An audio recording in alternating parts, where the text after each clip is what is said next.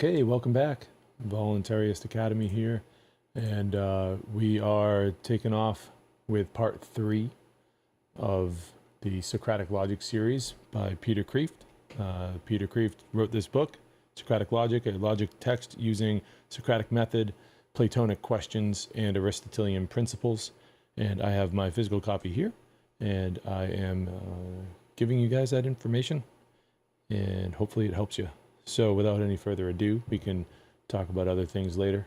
But we're picking back up where we left off a couple weeks ago. And that is with the 3 acts of the mind. This is section 5 of the introduction. Now this section deserves our attention as a standalone. So this is all we're going to be covering tonight. Okay, so that's how important it is. Let's focus in on this and give it our attention. So this section gives you the outline for all of logic. It is an expansion of the previous section, section 4, and a summary of the rest of the book. The basis for the science and art of logic is 2 facts: the fact that human beings think, and the fact that thought has a structure. That structure can be classified from various points of view and for various purposes. For instance, a physiologist or a physician might distinguish brain activity of the automatic nervous system, for example, breathing, from activity from the frontal lobes, self-conscious thought. Okay? A moralist might distinguish thoughts that are voluntary and under our control from those that are involuntary, since we are responsible only for what is under our control. A Marxist would distinguish thoughts supposedly produced by a capitalist system from those produced by a communist system. But from the viewpoint of logic, we distinguish 3 kinds of thoughts, 3 acts of the mind. First act, simple apprehension. Second, judging. Third, reasoning. Okay, so simple apprehension is a technical term. It means basically conceiving, understanding, or comprehending one object of thought, one concept, such as mortal, or man, or triangle with unequal angles. Animals apparently cannot perform this act of understanding. If they can, they do not express it in words. Okay, so computers certainly cannot do this. A computer no more understands what you program into it than a library building understands the information in the books that you put into it. Judging is more complex than simple apprehension. Instead of just thinking one concept like man, it relates 2 concepts like man and mortal to each other by predicating one term, the predicate, or of the other, the subject, and judging that, for example, man is mortal or man is not a triangle. As judging is more complex than simple apprehension, reasoning is more complex than judging. As judging moves from one act of simple apprehension, the subject, to another, the predicate, reasoning moves from 2 or more judgments, the premises or assumptions, to another, the conclusion. In arguing that if the premises are true, then the conclusion must be true. For example, all men are mortal and I am a man, therefore I am mortal. Or a man is not a triangle and that is a triangle, therefore that is not a man. The mental products produced in the mind by the 3 acts of the mind are: 1, concepts, which are the products of conceiving. Number 2, judgments, the products of judging. Number 3, arguments, the products of reasoning or arguing. Distinguishing between the acts and their objects is not crucial for logic. What is crucial is distinguishing the three acts and the three objects.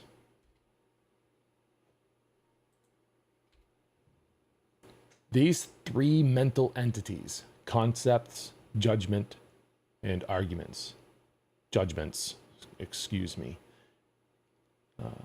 are expressed in logic as 1, terms, 2, propositions, and 3, arguments, the most usual form of which is the syllogism. They are expressed in language as 1, words or phrases less than a complete sentence. So words or phrases which are less than amount to less than a complete sentence. 2, declarative sentences. And 3, paragraphs, or at least 2 or more declarative sentences connected by a word like therefore, which indicates an argument. Okay, so examples, number 1, which is just a word.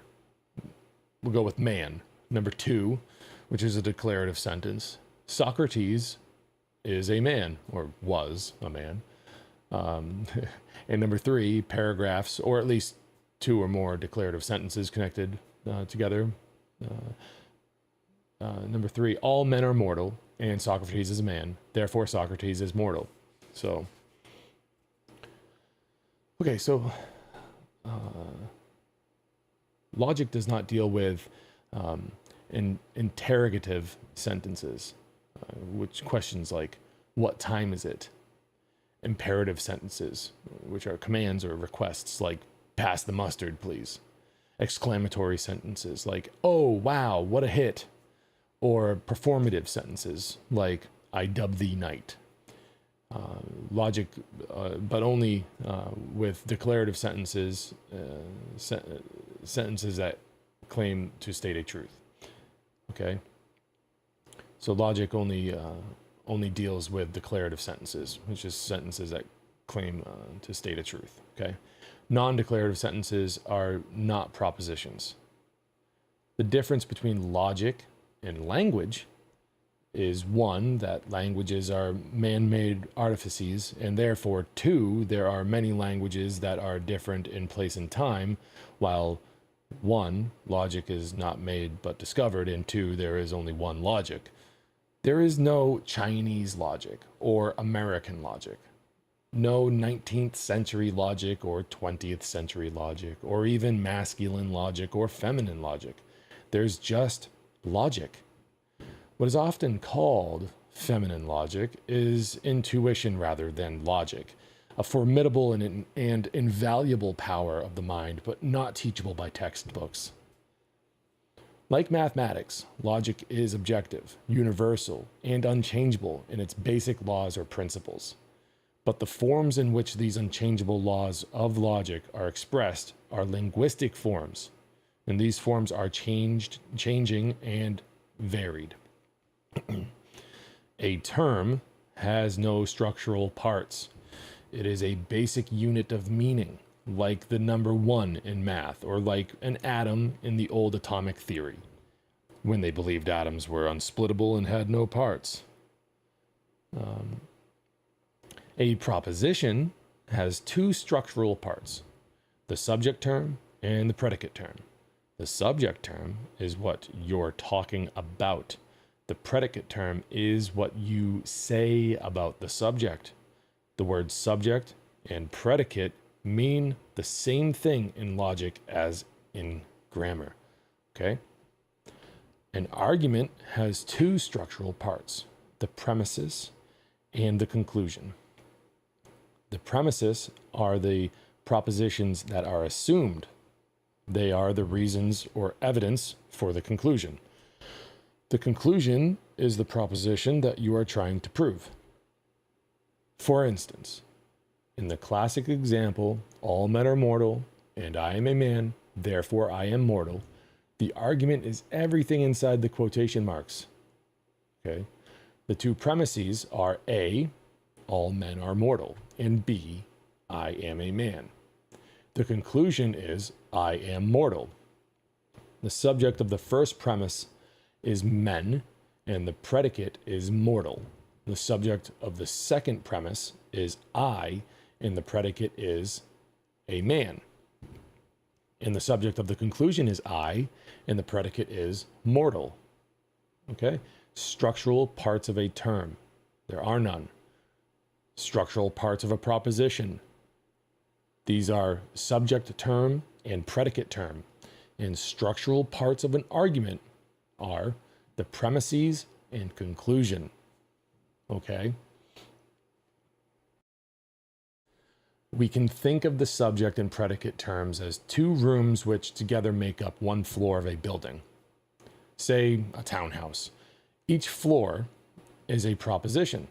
A syllogism is a building with 3 floors. The rooms are the parts of the floors, and the floors are the parts of the building. Okay? So these are the parts that make up an argument. Subject term and predicate term with the are coming into the from the first premise. Okay? Second premise has a subject term and predicate term, and even the conclusion has a subject term and predicate term. But all of these things make up the argument, but they're broken down as previously mentioned above.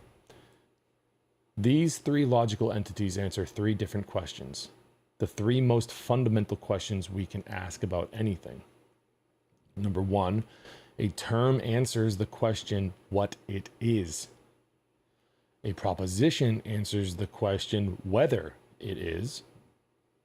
And 3, an argument answers the question why it is.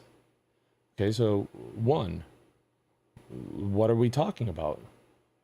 Using the example given above at the beginning of this page, we're talking about man.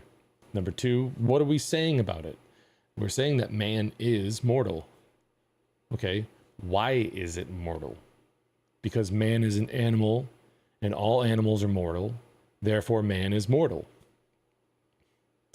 So, terms, propositions, and arguments reveal 3 different aspects of reality. Terms, well, number 1 of the 3, terms reveal essence. So that's what a thing is. Number 2, propositions reveal existence, whether it is.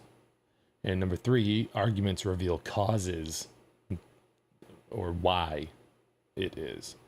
This above is the theoretical basis for the practical art of logic. The practical art consists of discriminating between clear and unclear, or ambiguous terms, true and false propositions, and logically valid and invalid arguments. Logic is a practical art as well as a theoretical science. Therefore, it does not only tell us what is, but also what should be. It not only reveals these 3 fundamental logical structures, but also judges and tries to improve them. For all 3 can be either logically good or logically bad. Okay? Number 1, terms are either clear or unclear, ambiguous. So, number 2, propositions are either true or false. And number 3, arguments are either valid or invalid.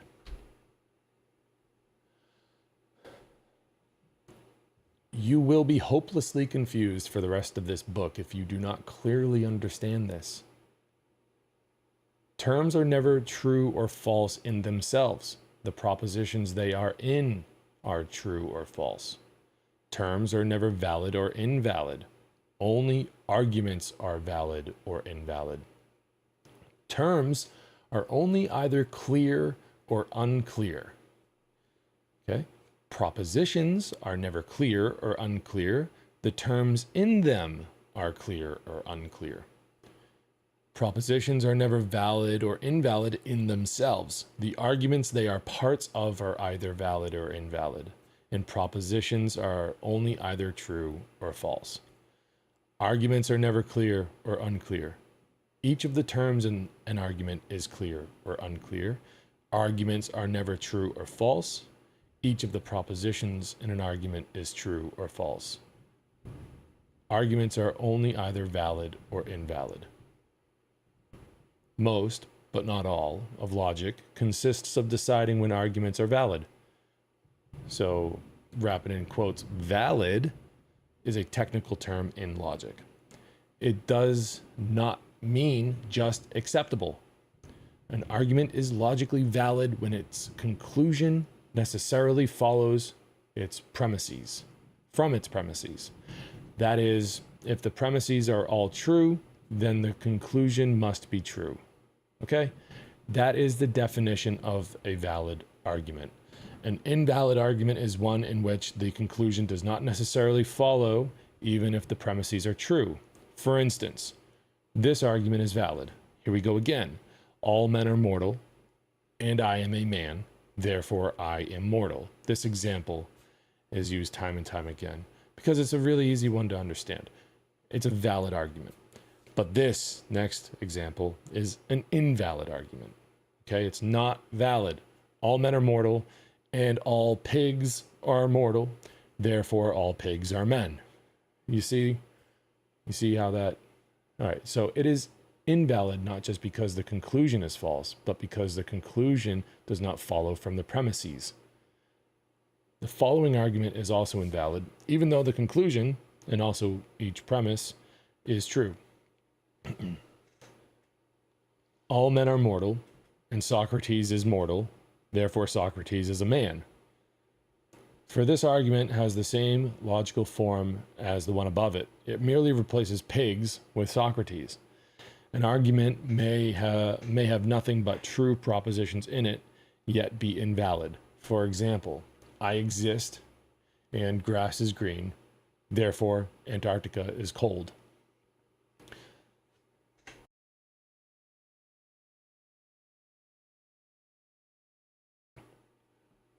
An argument may have false propositions in it and yet be logically valid.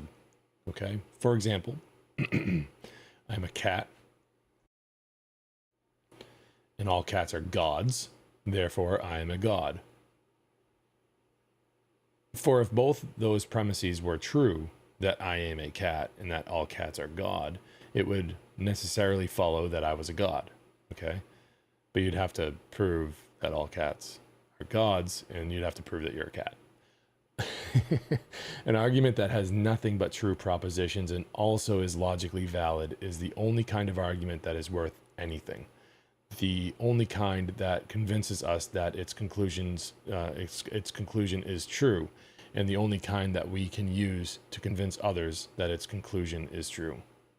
If an argument has nothing but clear terms, true premises, and valid logic, its conclusion must be true. If any one or more of these three things is lacking, we do not know whether the conclusion is true or false. It is uncertain. So here we have a table. If the terms are clear and the premises are true and the logic is valid, then the conclusion is true. And if the terms are clear and the premises are true and the logic is invalid, then the conclusion is uncertain. Okay? If the terms are clear, the premises are false, and the logic is valid, then the conclusion is uncertain. And every other combination of these leads to an uncertain conclusion. But we can be sure that in order to reach a true conclusion, that the logic has to be valid, the premises have to be true, and the terms need to be clear. Okay, that's the only case that we get a true conclusion. We'll see also on page 194 for more on the relation between truth and validity. Logic gives us rules for deciding when an argument is valid or invalid. It also gives us ways of defining terms so that as to make them clear and unambiguous. Unfortunately, logic cannot give us any one way to tell whether any proposition is true. There are many ways of finding truth: sensation, intuition, reasoning, experimentation, authority, experience, etc. By the way, what is truth? It is a very easy question to answer, as we shall see in chapter 6, section 2. We all know what the word means. It means knowing or saying what is. Aristotle defined truth in words of one syllable. If a man says of what is that is, or of what is not that it is not, he speaks the truth. If he says of what is that is it this is a tongue twister. If he says of what is that it is not, or of what is not that it is, he does not speak the truth. Defining truth is easy. Finding it is harder. I really like the first sentence there. It means knowing or saying what is. Just that simple. That's what the truth is. It is what it is. The truth is what is. Because there are three acts of the mind and three corresponding logical entities, okay, which are terms, propositions, and arguments. There are three basic questions we should habitually ask in each of the four basic language arts of reading, writing, listening, and speaking. The more we habitually ask these three questions of ourselves when speaking or writing, and of others when listening or reading, the more critical and logical our thinking is. The questions are: number one, what do you mean? By asking this, you're asking somebody, or you're asking for a definition of terms. Okay. Number two, what's the point? You're asking, let's put a ribbon on this. What's your conclusion here? Number three, you're asking why. You need some proof. You're asking someone to prove it. When you want to make an unanswerable argument, you must be sure of three things. Number one, be sure your terms are clear. Number two, be sure your premises are true. Number three, be sure that your logic is valid. If you fulfill all three conditions, you have proved your conclusion. If you want to answer someone else's argument, you must find in it one of the three following errors: a term used ambiguously, a false premise, or a logical fallacy, which is an invalid argument, a conclusion that does not necessarily follow from the premises. If you cannot find any one of these three, you must admit that the conclusion is true. For this is the power of logic. Well, if you can't find any one of these three, then you must admit that the conclusion is true, or you need to go and get yourself better learnified, come back and re-listen to this, or listen to more in the future, and really get yourself learnified up on all of the different logical fallacies and how this this works. How to identify. You need to learn better how to identify ambiguous terms or false premises or logical fallacies. Okay. It doesn't mean that sometimes we look inward and we see in ourselves that maybe there's a little bit more of an edge to be honed.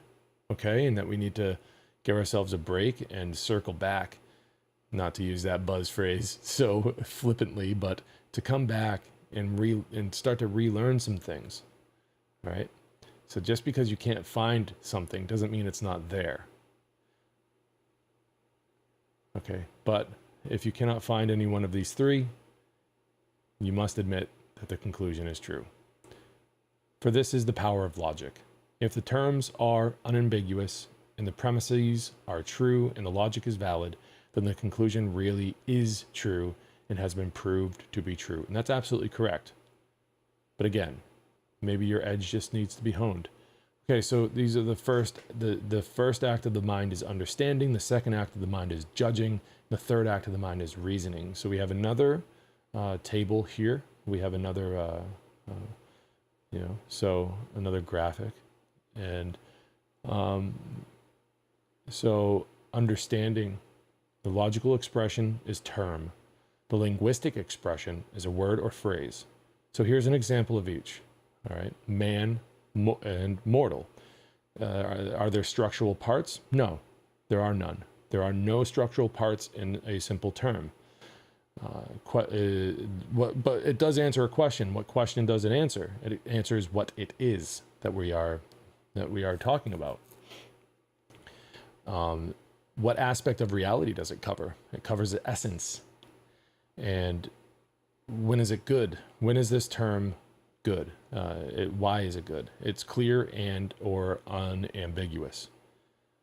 And how is that achieved? Definition, it's the definition of terms. Okay? And it's bad when it's unclear or ambiguous. And the question to habitually ask here is, what do you mean? It gives an opportunity to have the person you're talking to define their terms. The second act of the mind is judging. The logical expression of judgment is a proposition. The linguistic expression of judging is a declarative sentence. This is the example, Socrates is a man. Okay, the structural parts of this is the subject term and predicate term. The question answered is whether it is. I'll say it, whether. And then the aspect of reality is existence. This is good when it's true. And how is this achieved? No one way. And it's bad when it's false. And the question to habitually ask during the second act of the mind is, what is your point? This is inviting someone to state their conclusion. The third act of the mind is reasoning. The logical expression of reasoning is an argument. It's usually done with syllogisms. The linguistic expression is a paragraph. The example of each, okay? All men are mortal, and Socrates is a man, thus Socrates is mortal. The structural parts we have there are premises and conclusion. The question we're answering is why it is. Okay, the aspect of reality is the cause. Good when valid, how it is achieved through rules of logic. Okay, and it's bad when invalid. And the question to habitually ask during the reasoning act of the mind, the third act of the mind, is why. This allows for the opportunity for the proof to be presented, or for the person to prove it. So here's some exercises. If we ever have a town hall through this channel, maybe we can do some of these exercises. The exercise A is easy. We identify each of the following as a term, a proposition, or argument, or none of the above. Okay. And then B is a little bit harder. And we use the chart on page 32 to tell whether the following statements are true or false, assuming all terms are clear and unambiguous. All right. Okay, so here we go. The first act of the mind is understanding. Section 1, understanding, the thing that distinguishes man from both beast and computer. Okay, so this section is more philosophical than logical, but it is important because it fleshes out the positive alternative to nominalism and provides the essential philosophical foundation for Aristotelian logic. As we have already reported, a new species of human has appeared, one that does not know the difference between a human mind and a computer, between natural intelligence and artificial intelligence. Some of these people even teach philosophy.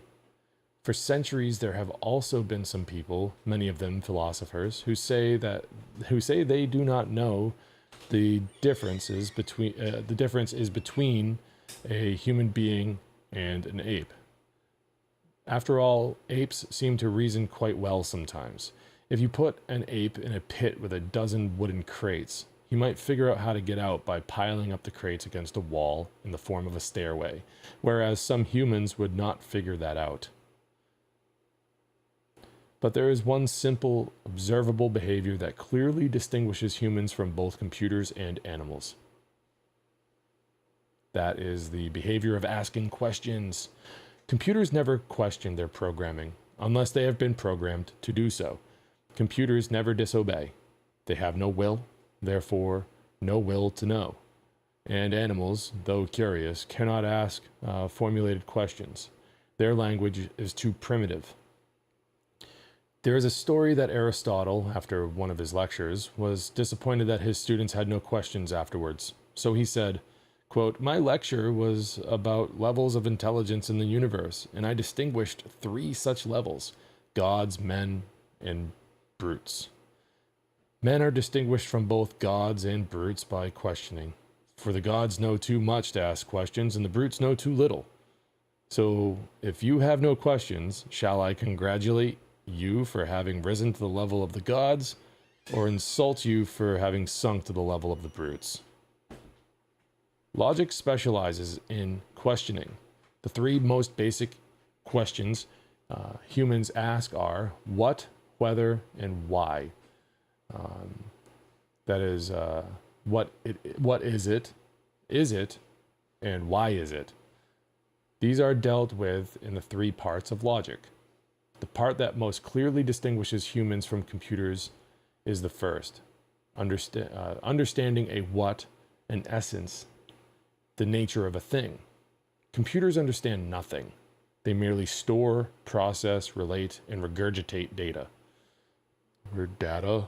You don't really think there is a little spirit somewhere inside your handheld calculator, do you? Maybe these days, with all the AI out there on X and Grok. Oh, hey, is that you, Suli, in the chat? Yo, Suli. See you there, buddy. Thanks for showing up. So we don't really think that there's, a spirit inside that calculator. Maybe 1,000 years ago they would have. But the world's most complex computer has nothing qualitatively more in it than that, only quantitatively more. An amoeba is closer to understanding than a computer, for it has some rudimentary sensation of feelings. For example, it detects food. A baby often goes around pointing to everything that he or she sees, asking, "What's that?" The baby is a philosopher. What's that is philosophy's first question. Look at any Socratic dialogue to see that. Okay, and there's a long footnote. The use of traditional inclusive generic pronoun he is a decision of language, not a gender justice. Okay, for all, I'm not going. Let's just continue here. I don't need to read that footnote. The act of understanding, or simple apprehension, as it is technically called, produces in our minds a concept. Sometimes we use the word idea as synonymous with concept, but at other times we use the word idea more broadly to include judgments and arguments as well as concepts. We do not merely understand concepts, we understand reality by means of concepts. Our concept of a house is our means of understanding the real house. The real house is physical, but our concept is not. The house is independent of our mind, but the concept of it is not. It is in our mind. If all we understood was our own concepts, we would not understand objective reality. All right, another brief aside. This is important for all of you Hermeticists out there, my natural law friends. The first principle of natural law, the first principle laid out in the Kybalion, the Hermetic principles, is mentalism. This is pretty important. So we use concepts, we use thoughts, ideas to bring things into reality. So the house had to be thought of first. It didn't just poof, come into existence one day. We had to think our way into a structure. We had to think our way into, into a house. Okay, into shelter. That's what we had to think our way into. We had to, that concept, So concepts are amazing things. All right. They can do what no material thing in the universe can do. They can transcend space and time. No body can be in two places at the same time, but a concept can. Suppose someone asks you whether you think San Francisco or Boston is a more beautiful city. I can tell you Boston is much more beautiful these days than San Francisco, as far as I know. You understand the question and you answer it. Your mind compared and therefore was presented to two cities 3,000 miles apart at once. Your concepts did what your body cannot do.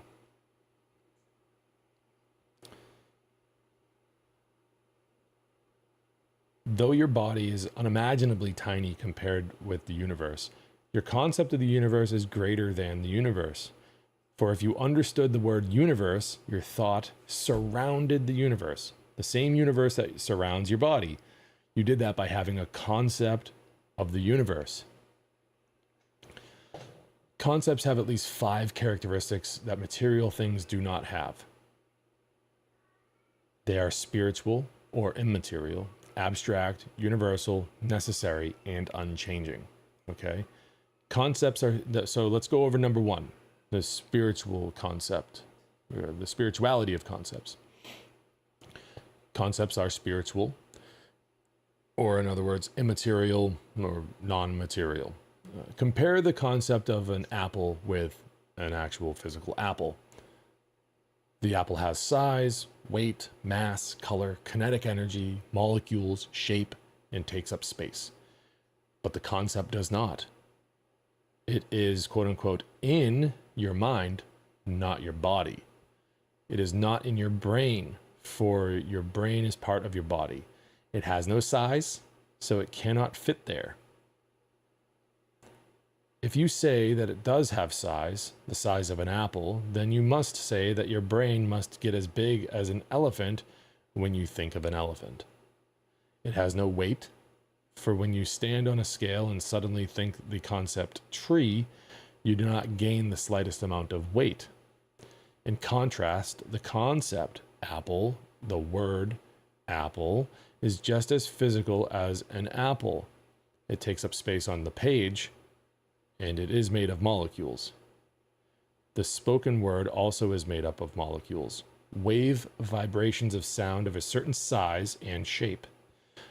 But between these two material things, the apple and the word, quote unquote, apple, there is the concept. That is the only reason why we can use the word apple to mean the physical apple we eat. We use one physical thing, the word apple, as a symbol of another physical thing, the apple we eat. And that mental act or mental relation that we set up is not a third physical thing. It is not a third physical thing. It is a concept. And its meaning is the real apple, even though its being is not the being of an apple. Okay?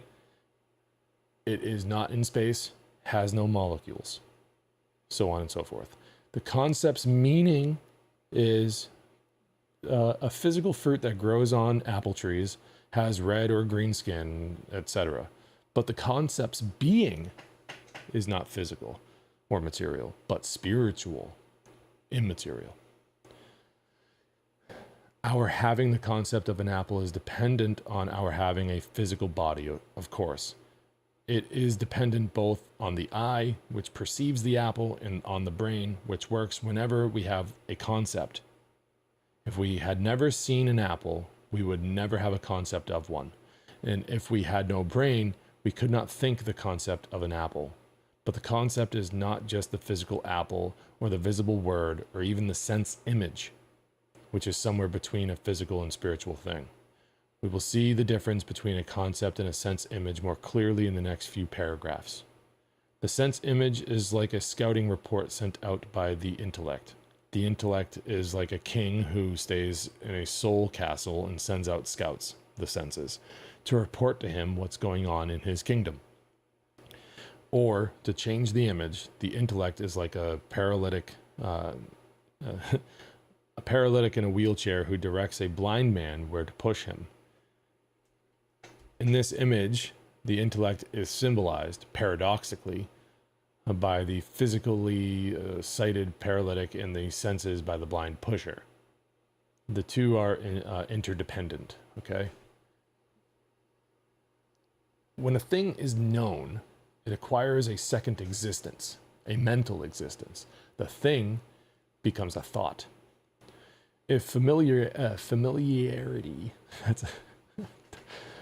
if familiarity did not dull us, we would find this utterly remarkable, unparalleled in all the universe. No galaxy, no physical energy, no cell, no animal can do this. Only a mind can give a thing a second life.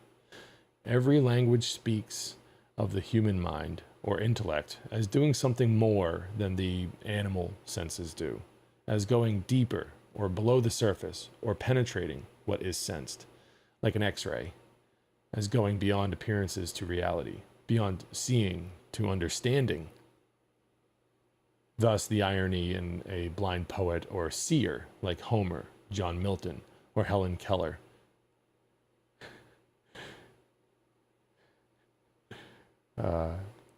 Sorry. So, thus the irony in a blind poet or seer like Homer, John Milton, or Helen Keller seeing more than sighted people. Only because we distinguish between appearance and reality do we ask questions. There would be no philosophy and no science without this distinction.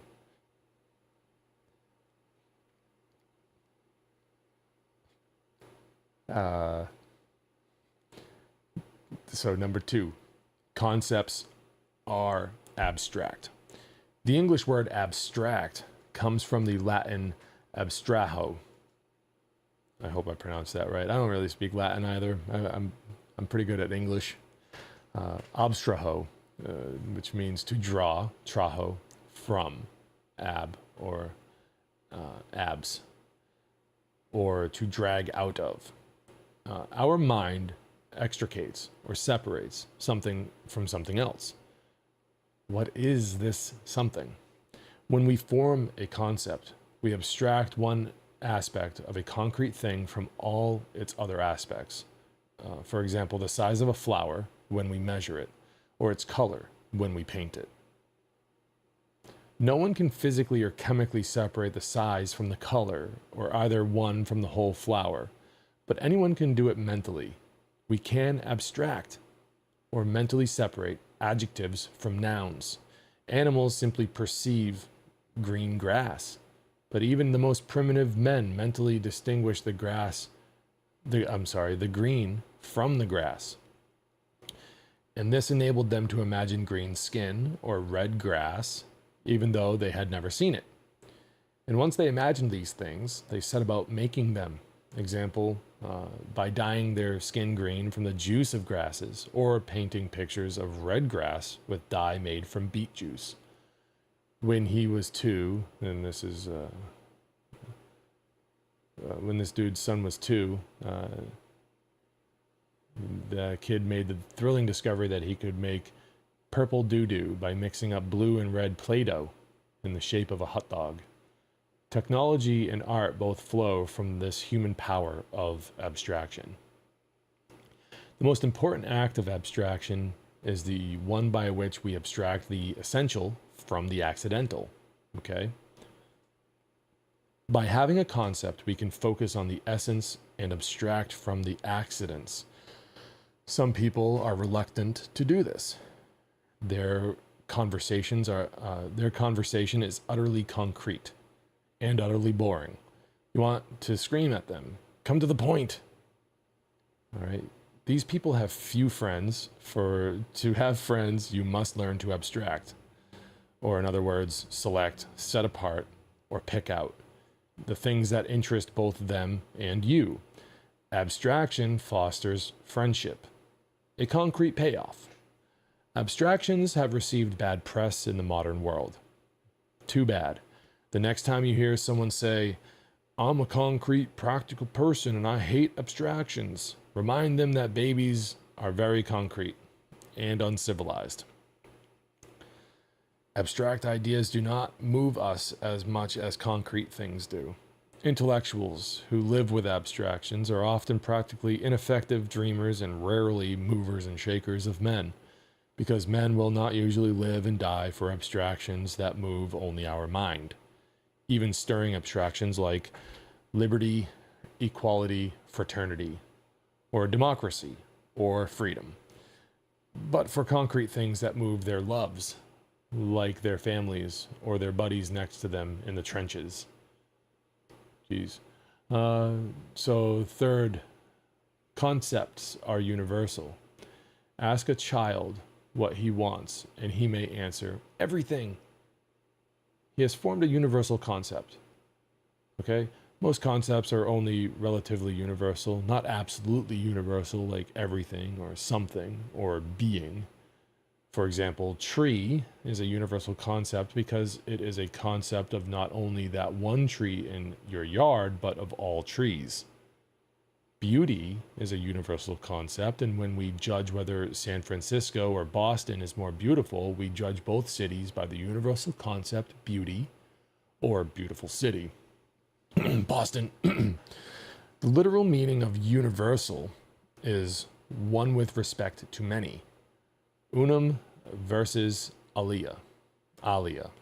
This means that a concept, while remaining one essence, one meaning, nevertheless is true of many things, predictable, sayable of many things, applicable to many things.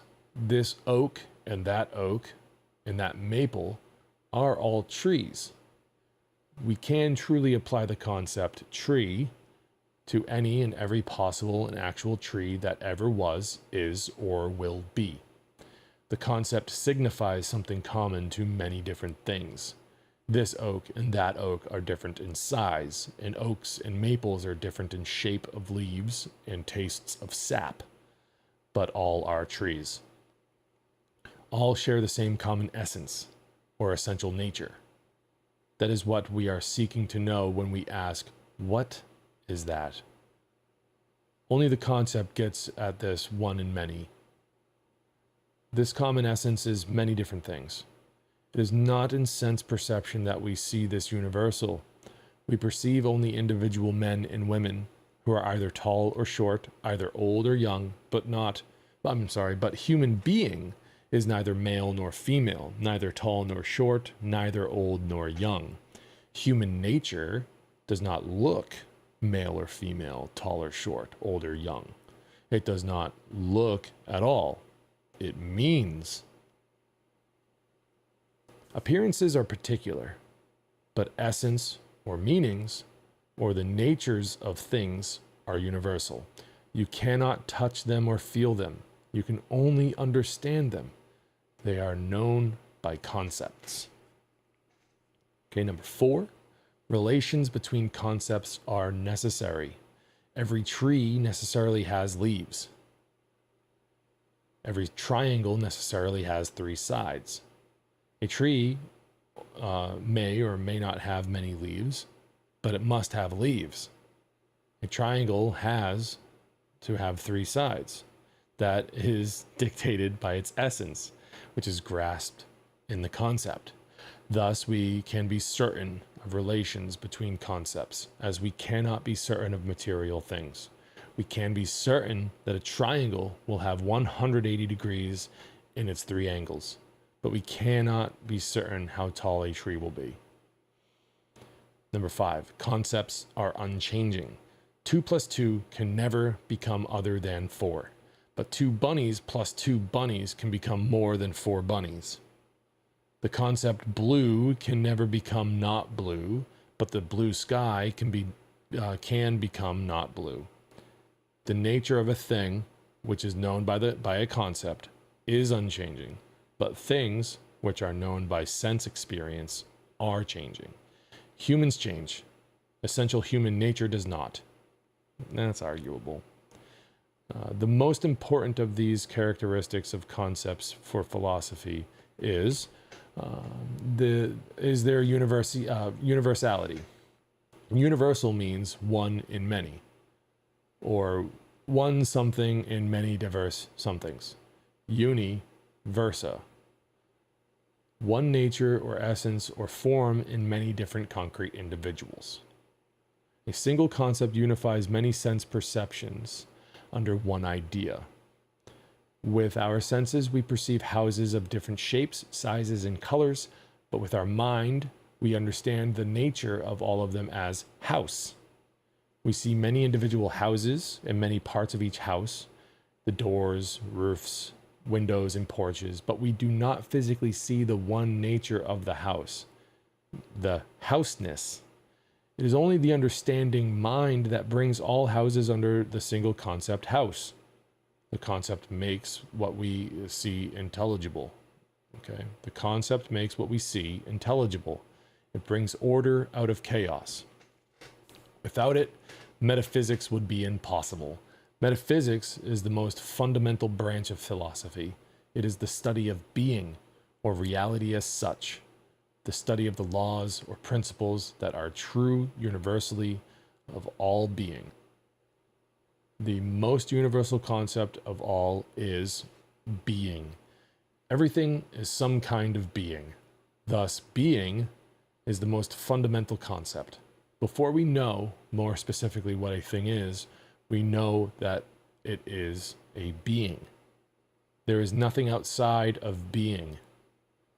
The concept of being is implicit in every other concept. For example, when we know what a house is, we know what a house is.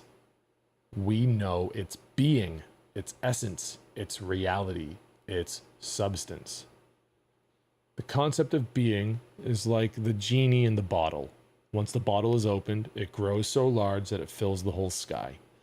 This is crucial to logic as well as philosophy, for all of logic, really, is about two words, two very common yet very profound little words. Is and therefore. Those are the two words. Is and therefore. Is the first word that relates two concepts to each other in a proposition. Okay, the subject and the predicate. Man is mortal. Man, subject, is the predicate, mortal. Or a tomato is not a fruit. This guy. Therefore is the word that relates two or more propositions, the premises and the conclusion, in an argument. All men are mortal, therefore none are immortal. Or tomatoes are vegetables, and vegetables are not fruits, therefore tomatoes are not fruits. Section 2. Concept terms and words.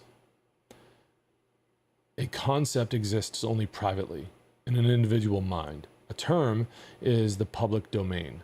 A term expresses objectively what is known subjectively in a concept. A concept is a person's subjective knowledge of the meaning of a term. A word, or a group of words forming a phrase that is less than a complete sentence, is the linguistic expression of a term. The difference between a term and a word is the difference between what is common to all languages and what is different in different languages. For the same term, the same unit of meaning is expressed in different words by different languages. Okay? Languages are man-made, conventional, and changeable. So what does that mean? Hold on. Let's take a break. Let's take a second here. So what that last part means, the difference between a term and a word is the difference between what is common to all languages and what is different in different languages. For the same term, the same unit of meaning is expressed in different words by different languages. It's just like we're talking about, colors, blue, azul, like that's all. Like an apple is always the object, but in different languages, it's just a different word to describe the object, to place identity to the object. Okay, so languages are man-made, conventional, and changeable. Terms are not. That is why it is possible to translate between different languages, because the same stable term or unit of meaning anchors many different words in many different languages. For example, love, that's English. Caritas, I think that's Spanish. Agape, I think that's Greek. Lieb, that's German. Amor, that's Italian. And amor, that would be probably French, are the same term in 6 different words. Okay, so it's all the same term, but in 6 different words. So different languages actually, like I said before, it sounds to me like what's going on here is we're getting taught that language actually takes a step, actually brings us a little a little away from objectivity of something, and now we have to translate. But the object is always the same, but we're using different words to describe it. Okay, let's move on. A word is physical and sensible to the eyes or the ears or to the touch, like in Braille. Okay, a concept is not. It's not physical or sensible. A term mediates between a concept and a word. Insofar as it is a unit of meaning, it is not something made of matter or perceivable with the senses. Insofar as it is expressed by a word in any language, it is perceivable by the senses, like the word "word" in this sentence. Okay? The difference between a term and a concept, and the difference between a term and a word, may be difficult to grasp. And it is not crucially important from a practical point of view for the logic student to understand it, but it is crucially important to understand the difference between a concept, a judgment, and an argument, or between a term, a proposition, and a syllogism, or between a word, a sentence, and a paragraph. A term is the most simple and basic unit of meaning. A term is simply any word or group of words that denotes an object or of thought. The English word term comes from the Latin terminus, which means end. And even in Spanish, termina means to end, to finish. A term is one of two ends of a proposition, as the first and last points on a line are the two ends of the line. For a term is either the subject, the beginning, or the predicate, the end, of a proposition, when it is in a proposition. Okay? Whether a term is inside a proposition or not, a term is whatever can be used as the subject or the predicate of a proposition. So apples has the same meaning, whether it is in the proposition apples are fruits, or whether it is outside the proposition and merely apples. Okay, we're describing an object. A term is simply any word or group of words that denotes one object of thought. See? Okay. Terms are never either true or false. Only propositions are true or false. Apple is neither true nor false. The proposition apples are fruits is true, and the propositions apples are vegetables is false. Instead of being true or false, terms are unambiguous or ambiguous, clear or unclear. Propositions are ambiguous or unambiguous only insofar as their terms are ambiguous or unambiguous.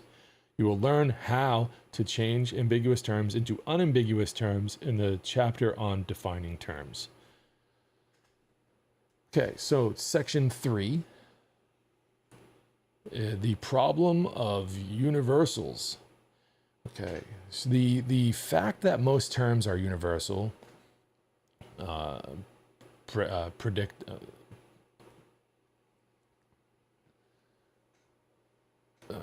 predicable of many things, sorry, has given rise to one of the classic, I've never seen that word before, predicable. I almost saw it said predictable. So the fact that most terms are universal, predicable of many things, has given rise to one of the classic problems of the history of philosophy, the so-called problem of the universe, or problem of universals. Sorry. First raised by the ancient Greek logician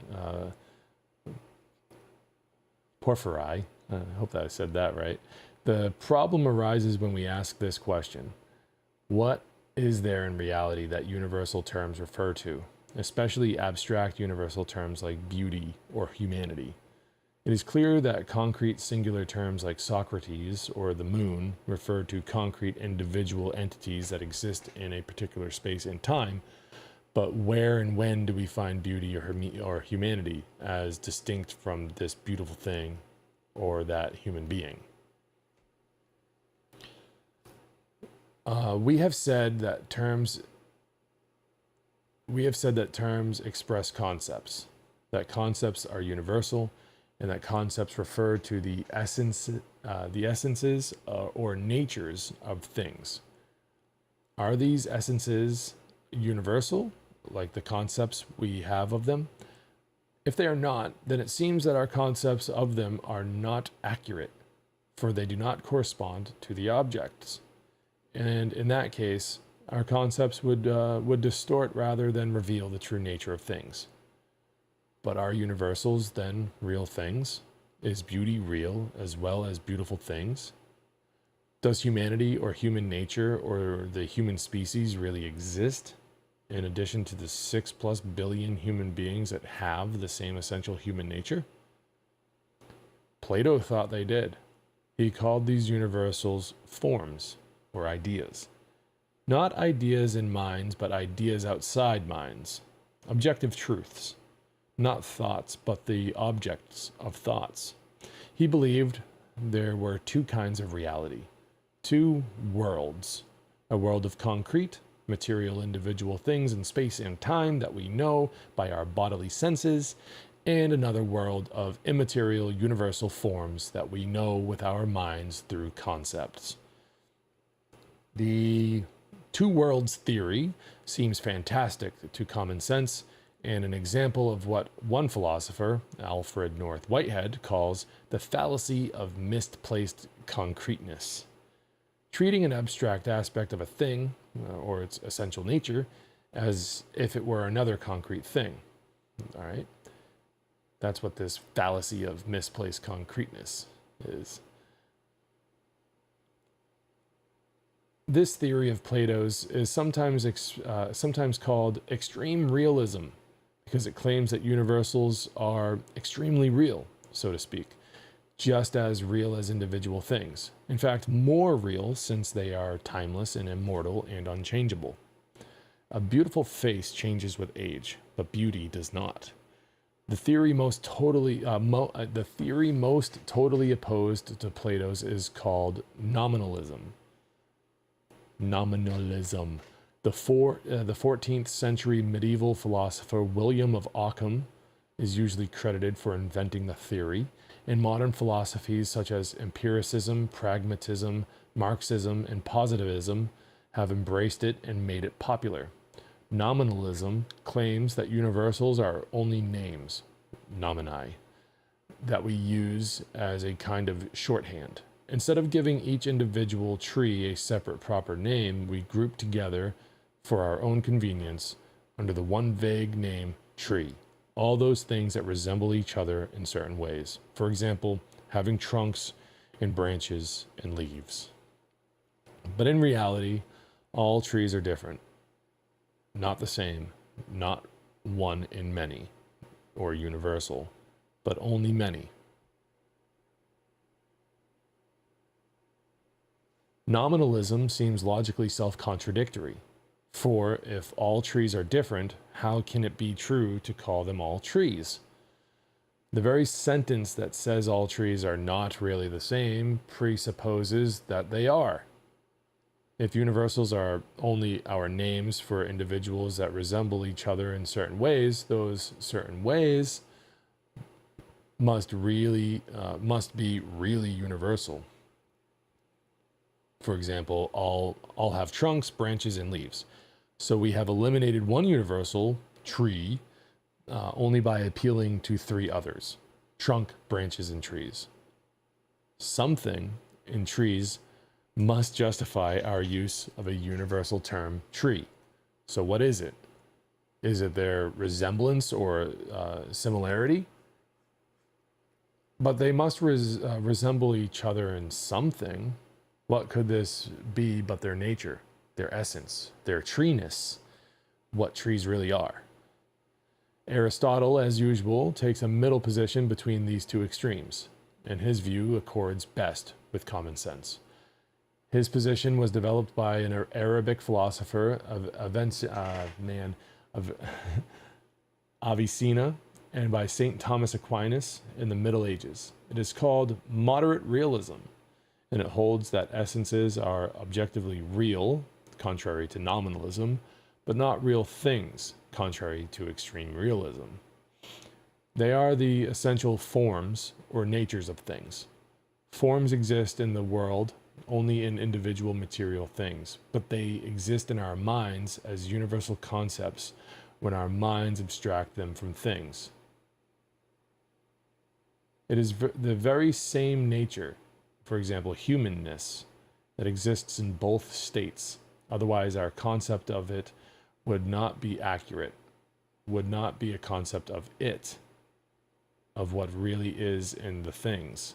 A universal form, such as humanness, exists in the world only individually, but the same form or nature exists in the mind universally, by abstraction from individuals. So, according to Aristotle, the nominalist is right to say that universality is only in the mind, not in things. But wrong to say that there is nothing in reality that is the object of universal concepts.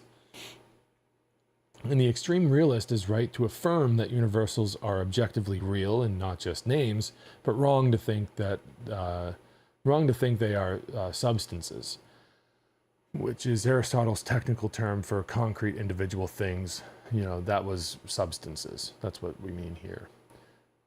They are the forms of substances. For example, the treeness of trees, the humanness of humans, the beauty of beautiful things, the redness of red things.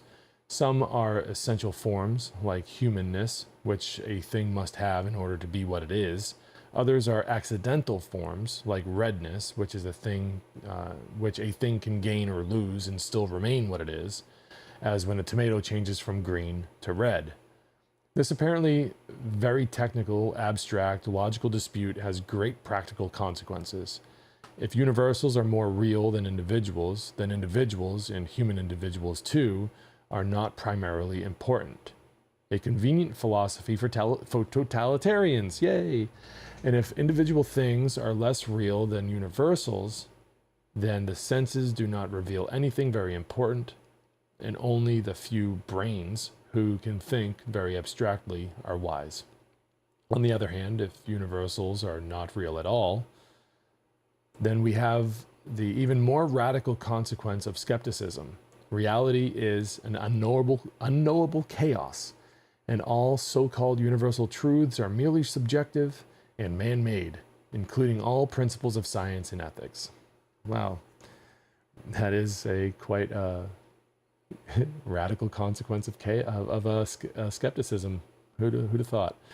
All right, so section 4 of this chapter, the extension and comprehension of terms. Section 4, every term and the concept it expresses has both an extension and a comprehension.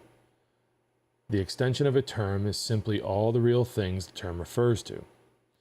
The population of the term, so to speak, in the world. For example, the extension of man is the 6+ billion men who exist. Or if man is taken exclusively instead of inclusively, then its extension is 3+ billion males. The comprehension of a term means the term's inner meaning, as distinct from its external population. The word comprehension here does not refer to our mind's act of comprehending, that is, understanding the term, but rather all the meaning that term comprehends or includes within itself. For example, the comprehension of man is rational animal. Sometimes the words extension and intention, all right, are used instead of extension and comprehension. And that's intention spelled intention. All right. For all you audio listeners out there. Do not confuse intention, which is the objective meaning of a term, with intention, spelled the other way, which is the subject motive of a person. Okay? Another dude, that reminds me of a Tool song spelled like that, intention, but there's a hyphen there, like you're like tension, you're in tension. Well, my cats are running around. Another set of two words sometimes used to make the same distinction is denotation,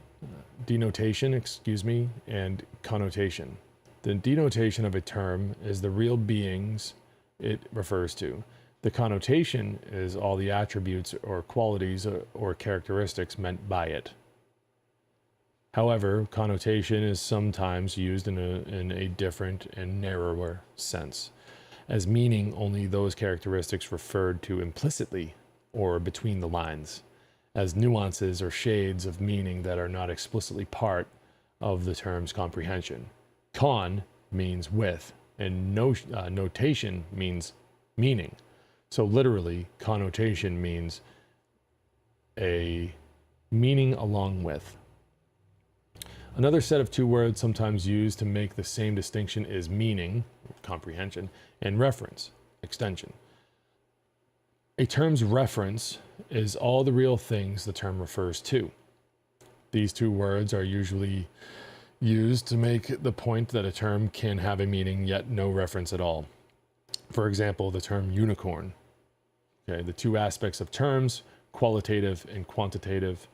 So under qualitative, we have comprehension, intention, connotation, and meaning. And under quantitative, we have extension, denotation, and reference. Okay, so the extension or denotation or reference of a term is quantitative. Okay. You can count all the individual beings the term refers to. The comprehension or intention or connotation of meaning of a term is qualitative, not quantitative. You cannot count a term's inner meaning. Logical divisions or outlines analyze the extension of a term. Logical definitions analyze the comprehension of a term.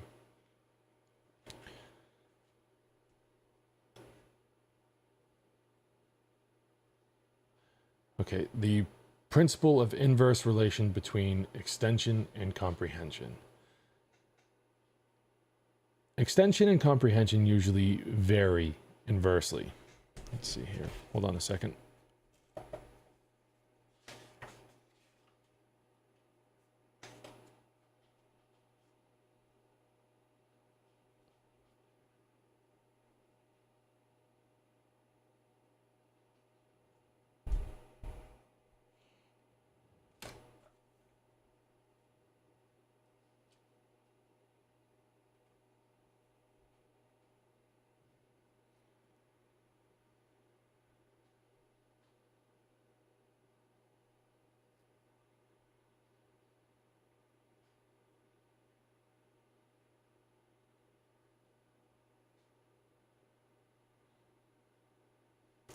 Sorry, I didn't read ahead in this section. I just wanted to make sure that I don't have like another hour to go.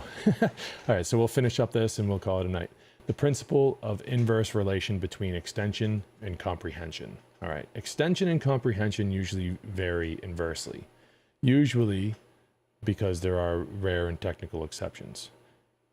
All right, as comprehension increases, extension decreases. As comprehension decreases, extension increases. When we add attributes to increase the comprehension of a term, we add to its meaning but decrease its reference. For example, animal has more extension than man, for there are only 6+ billion men but trillions of animals, including both rational animals, men, and irrational animals, brutes. But animal has less comprehension than man, for animal means only a living and sensing thing, while man means a living and sensing thing with reason. Beer has more comprehension than drink, for it means drink made from malt and hops. But drink has more extension than beer, for that extension includes milk, water, wine, etc. As terms become more abstract, they lose comprehension and gain extension. All right. Common misunderstandings come about from confusing comprehension with extension. For example, when we judge that males are taller than females, or fish gotta swim, birds gotta fly, we are speaking of the comprehension of the subject term males or fish, not the extension. Not all 3+ billion human males are taller than all 3+ billion human females, of course, but the nature of males is on average to be taller than females. Another example, Aristotle's famous first line of his Metaphysics, quote, all men by nature desire to know, end quote, is not disproved by the fact that some men are in fact uncurious, lazy couch potatoes. Even the couch potato by nature desires to know. He is suppressing his nature at the moment by being hypnotized into thoughtless stupefaction by the boob tube. Perhaps boob tube hypnosis is the reason why so many people today will immediately and thoughtlessly reject all generalizations like men are more aggressive than women as stereotypes. They are confusing comprehension and extension. They are misinterpreting a statement about comprehension as if it were one about extension. And that is why we think that the fact that Mrs. X is more aggressive than Mr. X disproves the statement that men are more aggressive than women. They cannot or will not rise to the original statement's level of abstraction and argue with it on its own level. The statement is not about the individuals that have the nature of male and the nature of female, but about those natures in abstraction from the individuals that have them. Those who reject all generalizations because they can find some exceptions to them are thinking only on the concrete sense level of extension, not on the abstract conceptual level of comprehension. They are operating like cameras, sense experience plus computers, calculating the quantities of extension, but not like human minds, understanding essences, natures, the whats. The point is important enough philosophically to justify going through it again. Okay? When I say all my books are paperbacks, I'm not speaking of the comprehension of books or of book, only the extension, for there is nothing in the essential nature of a book that requires it to be a paperback. But when I say all men are mortal, I am speaking of the comprehension of man and seeing mortal in it. For man by nature has an animal body and thus is subject to death. When I say all my books are paperbacks, I am simply reporting on what my senses tell me about all the concrete individual books I own. And what makes the proposition true or false is not the essential nature of the things it refers to. That is, books qua books, the essential nature of books, but something accidental, contingent, uncertain, and unpredictable. But when I say all men are mortal, I am abstracting the essential nature of men from the individual men I have met and making a statement about its comprehension that is universal. Universally and necessarily true statements like all men are by nature mortal are not tautologies. Tautologies are mere repetitions like x equal x, or x is either y or not y, or whatever has legs and toes has toes. Rational animals are animals. It is a tautology. A computer can tell that it is self-evidently true. But all men are mortal is not a tautology. It requires insight into the comprehension of man to know that all men are mortal. It is necessarily true, and some people have that insight while others do not. Computers do not have the power of insight. We need more than computer logic because we are more than computers. There are enough logics around for computers and not enough for humans. Okay, thank you very much for sticking it out with me. These readings are really fun. So this was Socratic Logic by Peter Kreeft. All right, and we got through quite a bit of information tonight in such a in kind of record time. And so next week We're going to continue. We're working on releasing some more interviews. I got one more planned, and then we'll plan more for the future. And next week we'll continue with the readings, and we'll go through chapter 2, and that's all about terms and classifying terms and so on and so forth. I'd like to tell you all that I got the website back up. Yay! All right, so and yeah, so go check it out.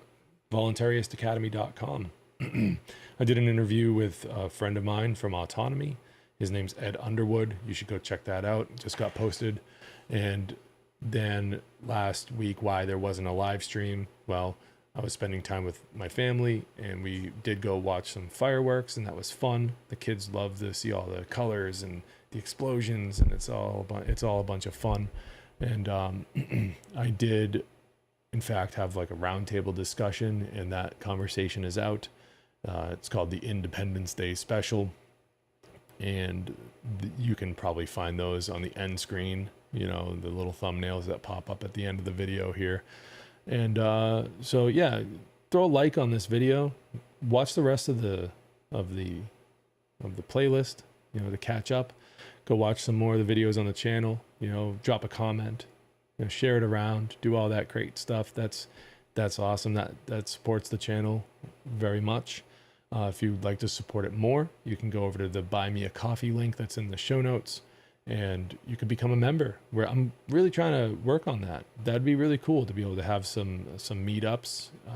Well, I mean, you know, online, some meetings every week or every other week rather, in a Discord channel where we can all gather around and talk about stuff that's discussed that I put out. Go over to the One Great Work Network. Check out some of the more other content creators over there. Check out Brendan Daniel, who's the musician who provides the music for this channel. Go check out his work on Instagram. There's links in the show notes to all this. Check out AUTONOMY. See if it's right for you. Book a blueprint call. Click the link. That helps out the show too. That's an affiliate link. And I'm very proud to share that with people because I'm an AUTONOMY graduate. And Richard Grove runs that AUTONOMY course, and it's helped me tremendously in so many different ways. So go over there and see if AUTONOMY is right for you. I really appreciate the person who stepped up and helped me get the website back online. Very, very much, I don't know. I'm just so grateful for that. That's so cool. And anyways, if there's anyone else out there that likes what they see or what they hear, consider helping keep this operation going and growing. And I don't know. Anyways, I think there's something else I wanted to mention.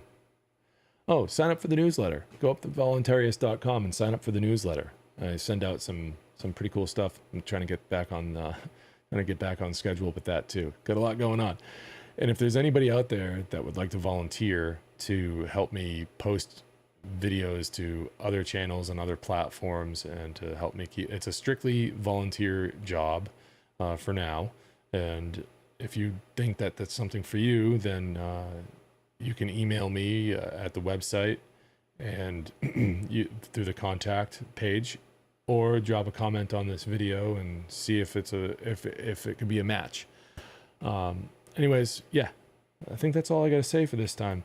But on your way out, just remember, like I always tell you, I encourage you to know that you own yourself, period. No one else owns you.